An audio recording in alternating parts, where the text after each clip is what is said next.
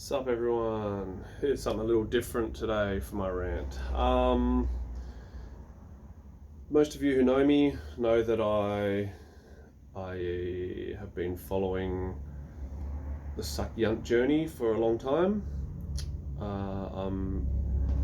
Some of you may not know I'm actually a Ajarn in Sak Yant. Been studying, first started studying about 12, 13 years ago. And then about 5-6 years ago, I was called Ajarn for the first time by my Ajarn, along with Ajarn Matt Reed from Victoria, Shepparton, Victoria. We are the two foreigner Ajarns that are doing it the correct way. It's the reason why Ajarn Dai invests his time in us. We're doing the right things. By saying doing the right things, it's learning the correct katas, which is the chants we have to use. Learning those, learning the correct spelling of the spells of the magic. You can't just screenshot it off of Google and off of Google search it, save it, print it and stick it on someone. It's not correct, and it's actually quite disrespectful to very ancient art that we do. Many people think that Sak Yant is a part of Muay Thai, which it's not really. You can get Yants to help with your Muay Thai journey, but you can also just get Yant to help you with business, or get Yant to help you with life in general. It's got nothing to do with Muay Thai. I have people ask me, have I had enough fights to get Sak Yant yet? Doesn't matter. It has nothing to do with that. It's to do with whether you're opening your heart and your mind to the idea of something bigger than what you can see and feel yourself. A big problem with it is people getting it to look cool, people getting it for their ego, whatever it happens to be, and then disrespecting it. Having Sak Yant on your body, you actually have a lot of responsibility to show some respect to others and yourself. If you don't, it can go the opposite way to what it's supposed to go and create bad luck for you, bad karma, which obviously no one wants that. At the same time, if you're just getting it to fit in, to look cool, whatever it happens to be, is it worth going through all the pain and the suffering to get it done? It's much more painful than a gun tattoo. And unless someone's a very respected Ajarn and they have a good reason to be using a gun, Sak Yant isn't done with a gun, it's done by hand. This is what we use here. Like a rod with a pretty hardcore tip on it. The other option is the rods with, this one has like a tattoo needle, multiple head needle, which you can use for shading or whatever, and they're interchangeable heads. So you use them the once, and then you chuck them in the bin, and you take another one off of a gun tattoo needle and put it in there and tighten it up, and there you go again. But getting them done by machine in a tattoo shop, it's come to my attention recently. Everyone's been sending me stuff asking about particular Ajarns in Europe and America and here and there, and I don't think I've seen anything real yet. It's actually quite sad. Someone sent me one the other day, and I actually questioned the person, not through ego, but through, I'd like to know where these people get their ideas from, to actually think it's okay to do what they're doing, calling themselves an Ajarn. It's not something you call yourself, it's something you get called.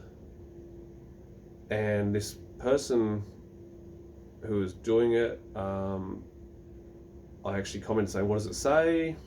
They replied with, it's a protection kata, and I was like, okay, no, what does it say exactly? What are the actual characters you've used? like I started, once they replied with a very general answer, I decided I fished a little bit more. Then it was nothing, no reply really. It just said it was an ancient scriptures or something. And I was like, look, the difference between myself and yourself is I'm not a fraud. Like, I'm not. Like, I don't know everything, and I admit what I don't know. And this person actually, nothing they had done on, like, there was a picture of like a yarn on the picture of someone on someone's back, and nothing was readable. Like, there was actually none of it meant anything. It was just ridiculous symbols, roughly in the shape of yarn. And this person is ripping people off and whatever. So that's the other thing. You need to know the lineage of your Ajarn. By lineage I mean, so who's taught me, who's taught my Ajarn, and so forth. Ajarn Matt and myself both study under Ajarn Dai, and then on top of that, Ajarn Matt studies under Ajarn Ning, and I study under Ajarn Chai. So know your Ajarn's lineage, know what lineage means, and know that your Ajarn is doing the right things as far as their Sak Yant journey goes. They're not lying, they're not cheating, they're not doing the wrong things to learn. They're not just copying and pasting stuff off of Google. The pictures are quite, I'm not going to say meaningless, but the pictures are just a picture. But the scriptures that you put on there and the way it's blessed, the blessing has to be done correctly. If it's not done correctly, it's nothing. It's just a tattoo. That's what people need to come to terms with. If you got it done in a tattoo shop and there's not a proper blessing, you may have been lied to and said that they know what they were doing and say what they did was a blessing, but if it wasn't, it's just a tattoo. So this is why it's important to know the lineage of your Ajarn. Don't just get Sak Yant to be cool. Do your research, ask questions, know what you want to get out of Sak Yant, whether it be it's for business or it's for protection or it's for just general well-being, whatever it happens to be. You make sure you talk to your Ajarn and you let them know what you're after. You don't walk in and say, I want the 2 tigers. Well, personally, I don't care. Like, it's not about looking cool. It's not about following a trend. The 2 yunts which I refused to do for a long time were the 5 lions, because everyone wanted it, and it became a fashion thing after Angelina Jolie did it. And the 2 tigers, it's one of those things that everyone seems to have. It's best to let your Ajarn choose. Also, if you don't have faith and belief in it, and this is the 100% truth, if you don't believe in it, don't get it. And it's, I'm worried about catching diseases from the needle, worried about this, worried about that. Well, you know what? There's actually pages of katars that we have to learn. One for blessing the needles, one for grabbing the needles to bless the needles before we use them, one for killing off any bad things that happen to the needle, whether it be diseases, whether it be anything. There's no recorded cases of HIV, Hep C from Sak Yant. And this stuff's been going on for years. If you don't have faith in it, then you shouldn't get it. And that's 100% truth. It is 100% faith in it or none at all. And you don't just get it to be cool. You need to actually have faith in the fact that it is going to do its job and it is going to protect you. My whole back was done with shared needles. Straight out of one person, I'd be the 30th person on the day. I'd sit there pulling skin tight from Ajarn to do the Sak Yant. Then at the end of the day, he'd go, oh, you want something? I'm like, oh, it's up to you. And he'd give me some, or he wouldn't, whatever. It's important to have 100% faith in it, or don't get it. It's not about fashion. It's not about being cool. It's not about looking cool. It's not about fitting in, whatever. It's about having faith in the fact that it's going to help you get you to where you need to go.